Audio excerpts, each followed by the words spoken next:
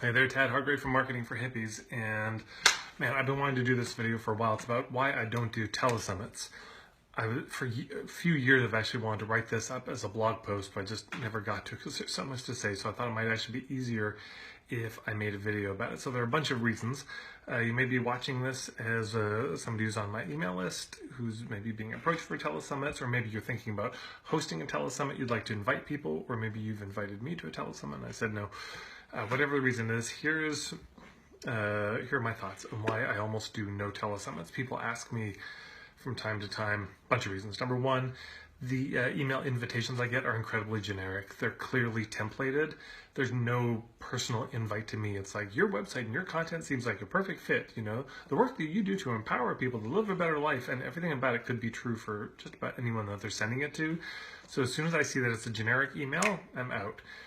The other thing is that they're nicheless, you know, or they're so broad, it's been done. Things like, you know, how to succeed as a conscious business, a heart-centered business telesummit, how to become a six-figure blank telesummit. It's been done. We've seen it. There's nothing new about it. There's so many telesummits on that topic to that particular group. So it's just why be involved? It's something that's already been done a million times. Number three, there's no clear point of view about it. You know, so it might be a telesummit about money or something. And it's like, great, it's a telesummit about money, but there's a lot to say about money. What's your take on it? What's your perspective? Why am I sharing this? You know, there's so many people out there. I don't know how you see it. So why would I promote it to my list if I don't know where you're coming from? Or I might actually disagree with your angle on it. Is this about money and the Federal Reserve and interest charged on money and debt-based economic, or is this about the law of attraction, or is it about alternative forms of economics? Is it about how to be better at your budgeting? You know, there's so many different angles, which are kind of sub-niches, but also just perspectives, and I don't know what it is. It's hard to tell from the materials, so, you know, I tend to just step back. I don't know the other presenters. I'll get invited and say, here's who we've already got as presenters. I look at them and I don't know who they are.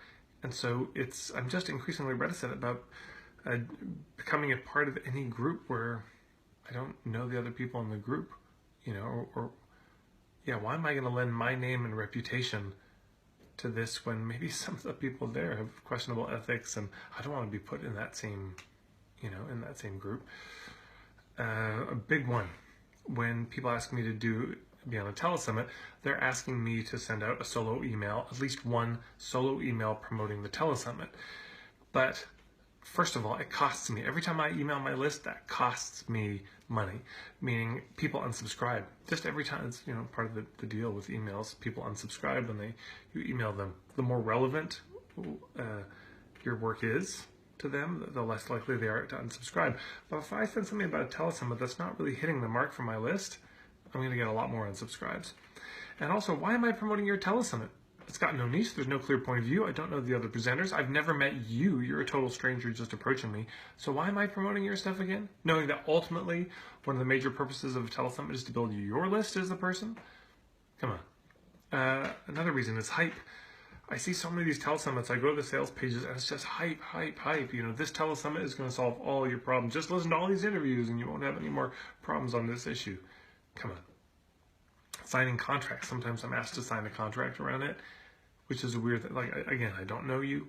Why am I signing a contract? Why am I even taking the time to do this? Or filling out forms. You know, yeah, if you want to be on our telesummit, it's great. Just fill out this form. And I look at the form as almost all of this is on my website. Why am I the one taking the time to do this? You came to me. You wanted to interview me. So now why am I the one taking the time to fill out this form? You know, which connects to also this other question.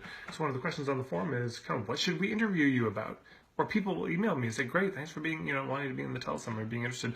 What should we talk to you about? Why should we interview you? And it's just like, why are you asking me this? Why don't you already know?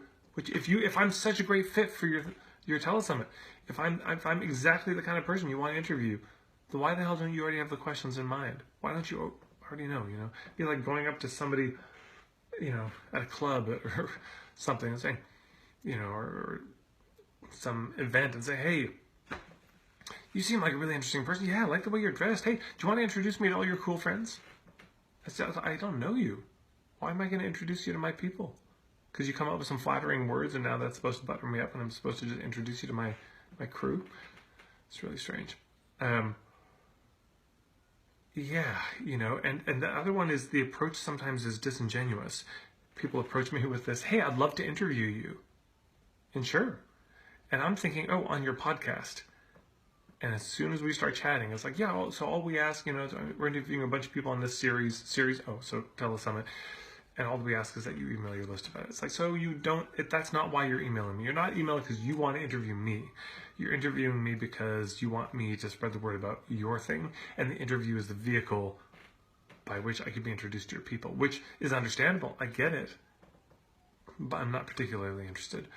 So anyways, those are my thoughts. And maybe you've got some more thoughts about telesummits, and you can put those in comments below.